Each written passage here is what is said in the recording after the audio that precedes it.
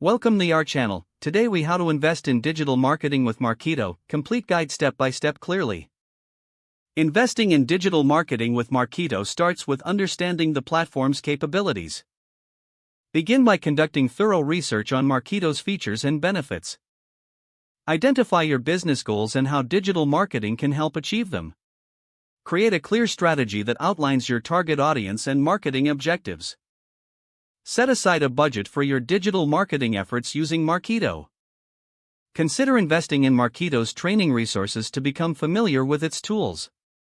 Sign up for a Marketo trial if available, or schedule a demo to explore the platform hands-on. Familiarize yourself with the user interface and navigate through its various functionalities. Develop a content strategy that aligns with your audience's needs and preferences. Utilize Marketo's automation features to streamline your marketing processes. Implement lead scoring to prioritize your most valuable prospects. Create targeted email campaigns tailored to different segments of your audience. Leverage Marketo's analytics tools to monitor campaign performance.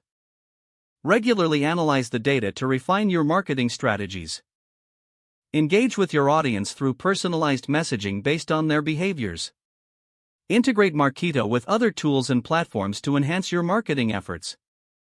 Stay updated on the latest digital marketing trends and best practices. Continuously test and optimize your campaigns for better results. Seek feedback from your team and stakeholders to improve your digital marketing approach. Invest in ongoing training and development to maximize your use of Marketo. Ultimately, measure your ROI to determine the effectiveness of your investment in digital marketing.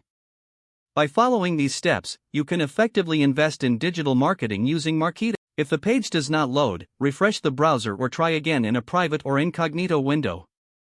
Make sure you are using the correct email address, then retype it carefully to avoid small typos.